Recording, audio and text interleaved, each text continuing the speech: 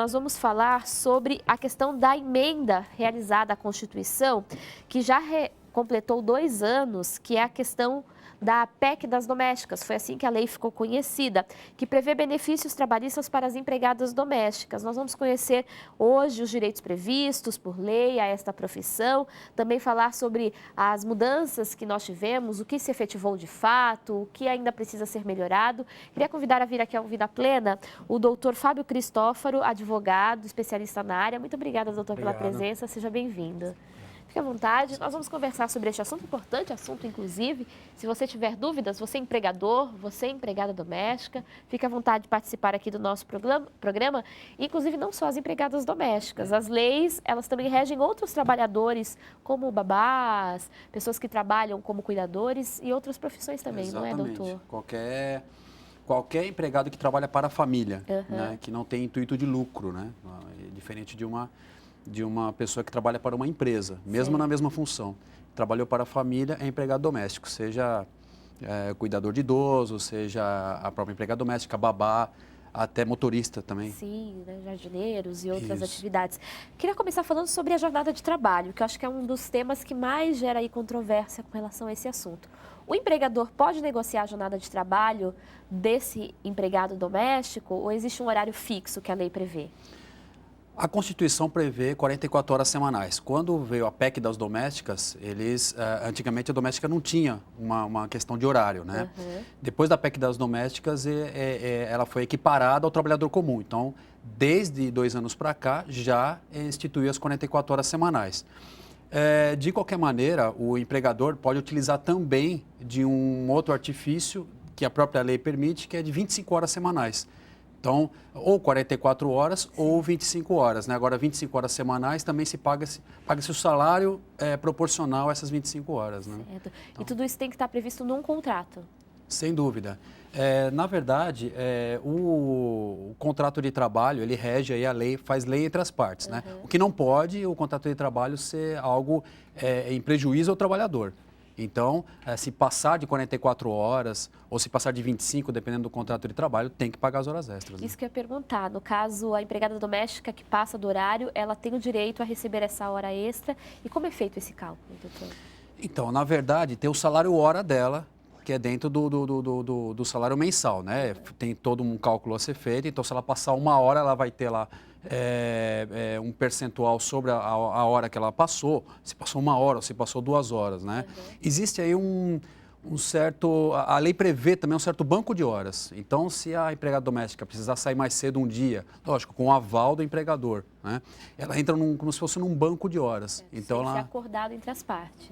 Exatamente. Não, a lei já prevê isso, tá? Mas, de qualquer maneira, lógico, precisa ter um controle do empregador em relação a isso. Então, se no mês ela deixou de trabalhar por 5 horas porque saiu mais cedo ou porque chegou mais tarde, mas tudo com o aval do empregador, que é diferente de falta e atraso proposital, né? Ele pode compensar esse horário. Né? Então, ele pode compensar até 40 horas a mais de horas extras, pode-se haver essa compensação. Perfeito. Você tem dúvidas sobre este assunto? Pode entrar em contato com a gente, fazer a sua pergunta, 0300 1007 940, é o telefone da sua participação aqui no programa Vida Plena para que você interaja com a gente. A pergunta de agora vem de Feira de Santana, na Bahia. O Wilson da Silva, muito obrigada, Wilson, pela sua pergunta. Ele quer saber a questão do FGTS para o trabalhador doméstico, para a empregada doméstica, como que funciona? Então, ainda não foi regulamentado o fundo de garantia, tá? O que precisa ainda é o Conselho Curador da Caixa Econômica Federal trazer essa regulamentação, tá? Não vai demorar muito, tá? Mas por que isso? Porque uma empresa normal deposita os 8% do fundo de garantia. Isso. O empregador doméstico, ele vai ter que depositar, além dos 8%, ele depositar mais 3,2%, que é equivalente aos 40% de quando você demite alguém sem justa causa. Para que ele não tenha que pagar esses 40% de uma vez lá no final, ele vai depositar esses 3,2%. Então, vão ser 2 contas. Certo. Então, ele vai depositar, no fim das contas, 11,2%. Exatamente. Na verdade, é 8% sobre a remuneração, mais 3,2% sobre a remuneração do funcionário. São 2 contas. Se caso a demissão for por justa causa ou for pedido de demissão do funcionário, né, da empregada, ele tem de volta aqueles 3,2 que ele depositou. Mas essas questões ainda estão sendo verificadas, ainda não está aplicado essa Ainda não está regulamentado. Perfeito. E os benefícios para o empregador e para o empregado na hora de fazer essa contratação de registro em carteira? Muita gente diz, foi prejuízo para um lado, foi prejuízo para outro. Quais foram as principais vantagens que a gente percebeu nesse cenário, doutor? Na verdade, não vejo desvantagens em relação ao registro em carteira, tá? Porque, lógico, o registro em carteira, ele tem as consequências, os encargos, né? Claro. Os encargos de INSS e tudo. E, às vezes, a própria empregada fala, nossa, mas eu vou ser descontado, né? Vai ser descontado, mas é descontado INSS para a aposentadoria dela. Futuramente tem ali uma garantia maior. Isso. E assim, se ela... por algum motivo fica doente, ela vai ter o benefício do auxílio-doença do INSS, né? Vai ter o fundo de garantia. Né? Então, o que acontece? Hoje trabalha muito com as diaristas. Então, você trabalha com as diaristas, mas a própria lei diz que uma pessoa que trabalha para uma família por mais de 2 dias na semana já é considerada empregada doméstica. Já tem esse vínculo maior. Né? Exatamente. E se não for registrada, depois, um dia mais tarde, a empregada doméstica pode até procurar a Justiça do Trabalho para conseguir esse vínculo perante a justiça. Né? Certo. O senhor falava das 44 horas ou 25 horas semanais e havendo, por exemplo, a necessidade desse trabalhador ou dessa trabalhadora fazer o seu turno no horário da noite. Existe a questão, por exemplo, do acréscimo pelo período noturno? Sim, sim. Foi regulamentada essa questão do adicional noturno. Né?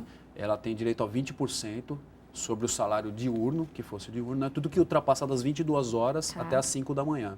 Tá? Então, se o empregador for contratar já direto uma empregada para o turno da noite direto, então eles vão combinar o valor e ele vai pagar 20% sobre aquele valor. Tá. Se a empregada já trabalha de dia e recebe X, então se ela passar para o período noturno, ou se a jornada dela ultrapassa as 22 horas, daquele período que ultrapassou 22 horas, ele vai pagar 20%, né, sobre a remuneração que ela teria trabalhando no período diurno. Perfeito. Uma última pergunta, a Maria do Rosário de Menezes, ela é de Londrina, no Paraná. Muito obrigada, Maria.